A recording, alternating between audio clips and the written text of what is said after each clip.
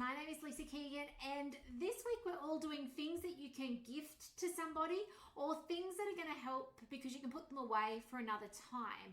Now, I don't know about where you are, but the prices of food is going through the roof at the moment. So I love the fact that you can take a recipe like this, buy a bag of carrots and things like that, things that are reduced, and then actually package them up and store it away.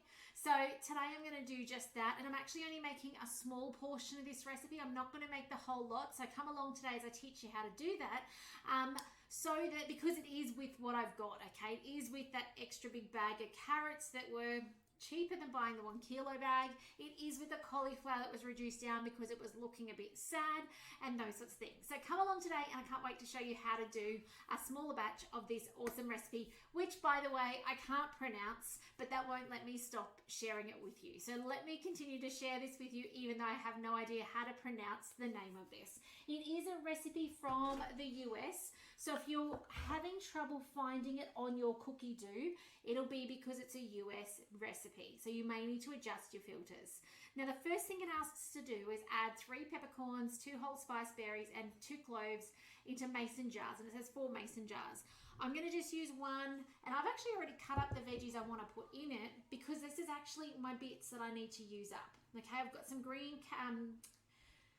capsicum. I'm thinking, what is that called? From the garden. Again, it needs using. I've got the cauliflower that's getting really sad, the carrots that was in a big bulk bag, and I've got some cabbage, celery, the other C letter one, because again, it's one of those things that it was cheaper for me to buy a big bunch of celery than it was to buy a small amount. So do check out, my first tip of the day when it comes to saving money with your Thermomix is check out how much it costs for the reduced things and compare that to the other costs. You know, it was, I think, $4 for this whole celery bunch, or it was $4.50 for the half bunch that had the greens taken off the top. Now, those greens are going to be my veggie stock later.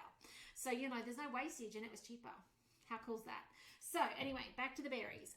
Because I have been preserving lately, I already had these. I didn't have to go buy them. Okay, so that's the beauty of Thermomix cooking, is a lot of times the stuff you've got in your pantry will transfer into other recipes.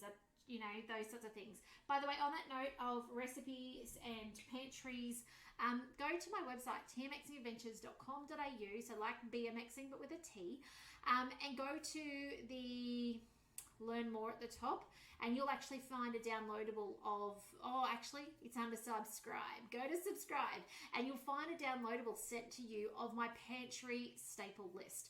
So they are the things that I would recommend you have in your pantry for everyday use when you've got a Thermomix.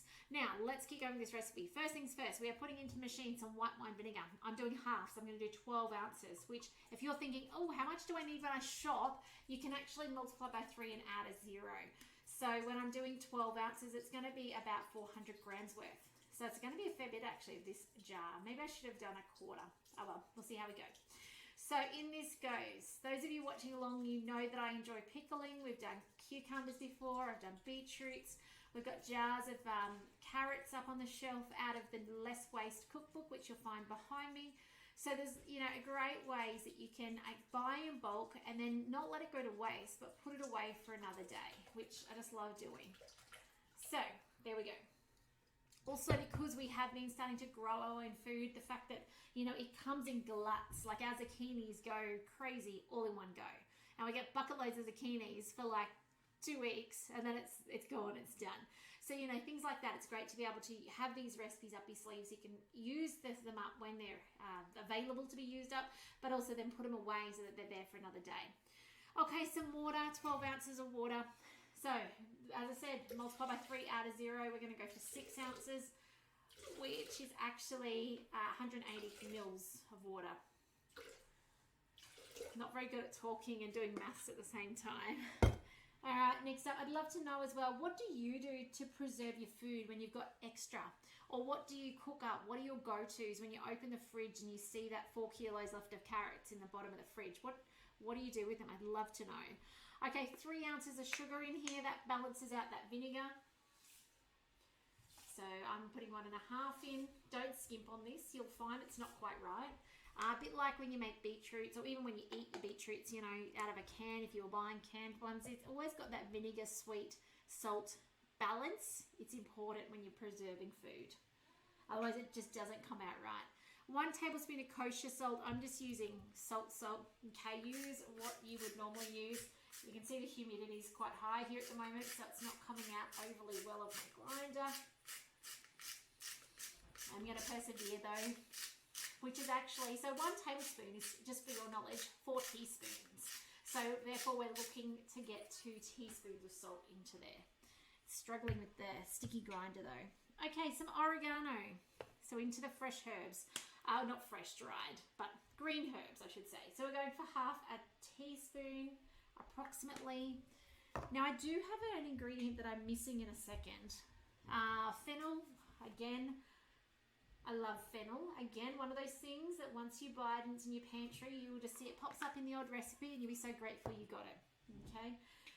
Mustard seeds. Shortly you're going to see it says English mustard. And I've actually had trouble getting my hands on powdered English mustard. It comes like Dijon mustard in a liquid, or what's that called, a paste form.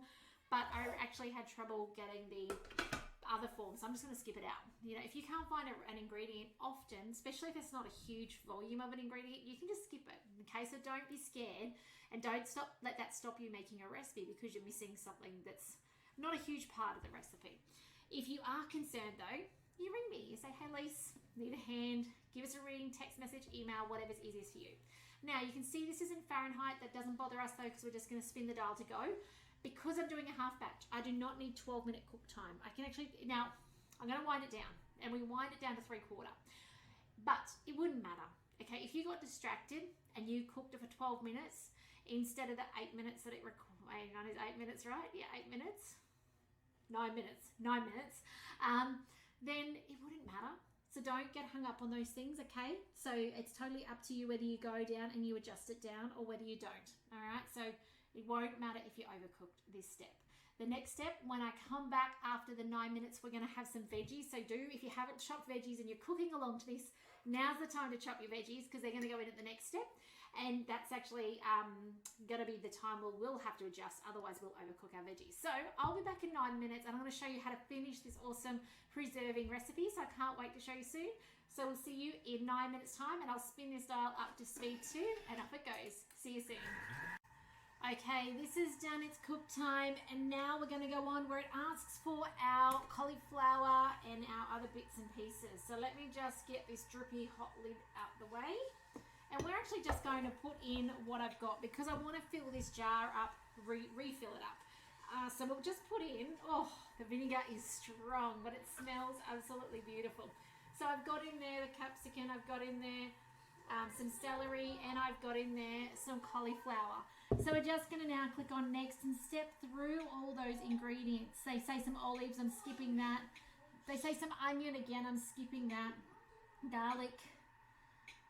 And now on with the lid again. So I'm just skipping through the things that we either won't eat or don't have excess of. And now it's got a 7-minute cook. Now this is where I'm going to adjust this time down to 5 minutes because I don't want to overcook my veggies because I've got lesser quantity of veggies in there. So then when I come back, we're going to return them back into a sterilized jar. We're going to seal them up, put the beautiful liquid over the top, and they will be ready then to cool and put on the shelf until they're needed. So I'll see you in about 5 minutes time for this next step. See you soon. Okay, it's time to finish off this recipe, and we're going to now transfer this into your jar. Now your jar at the beginning, if you'll remember, had the spices in it, okay, except I had my jar full of things. So I'm now adding the spices in. I'm wondering if I've even got a slotted spoon to do this with, but all we're going to do now is place our beautiful veggies, which are par cooked. So they're not cooked thoroughly, like they've still got a crunch to it. I can see it and I can even feel it as I pick them up, and our beautiful brine in there as well. Now this does sit, and earlier I made mention of English mustard, which by the way, wires crossed with another recipe. I don't need it in this one, it's in the other one for this week. There's another preserving recipe for later. So we're just going to put in these beautiful veggies. And before I tell you the wrong thing, I will look up the steps on the Thermomix so I don't get it wrong. So in with the veggies, pour, the vinegar, pour the brine into each jar, leaving an inch headspace, a quarter of an inch headspace. Clean the rim of the jar with a paper towel or a clean cloth, even some vinegar if you want it to last a long time. Let it cool to temperature and then refrigerate for 2 days before serving up. So it does need time to infuse the vinegar and the brine into it. So let me just finish this up. It makes a beautiful gift. Have a look at the pictures on Cookie Doo of the beautiful giftings there. But absolutely perfect. And by the way, you can leave it longer than the 2 days as well. So it doesn't have to be just 2 days. Any selection of veggies will work amazingly in this recipe, I would say as well. There you go. Just make sure that your veggies are under the water, because otherwise you'll end up with the oxygen growing things on the top that you don't want in there. So clean the rim if you want it to last, lid on, and then we let it do its thing. Now you'll know it's sealed from the little pressure hole in the middle sucking down, and that's to tell you it is done. But look at that. Does that not look absolutely beautiful? So perfect for gifting, perfect when you've got an excess of things you want to put away, or perfect when you buy a big load of something, because that's the cheapest way to do so, and you need to, make sure it doesn't go to waste. So let me come back by the end of the week and I'll show you the final product. I'll show you how I'm going to use it, and I'll tell you what it tastes like as well. But I do hope you'll give this recipe a go. Oh, I'm out of the recipe. And let me know what you think. Do you have anything you preserve and pickle as it is? Do share. I'd love to know if you do that already, and what your favorites are. Do you have a recipe you follow? So otherwise, guys, thank you for joining me today. If you do have questions, if I can support you in any way, getting a TM6 on the bench, or just questions about recipes and getting more out of your machine, or maybe even joining the team and doing what I do. If you're in Australia, I would love to hear from you if you're curious about becoming a consultant and inspiring others with the Thermomix. So do reach out if I can help you in any way. But otherwise, give this recipe a go, share your photos when you do, and I can't wait to hear from you. And I'll see you tomorrow for some more videos on helping you get more out of your Thermomix. So take care till then. We'll see you tomorrow, guys. Bye for now.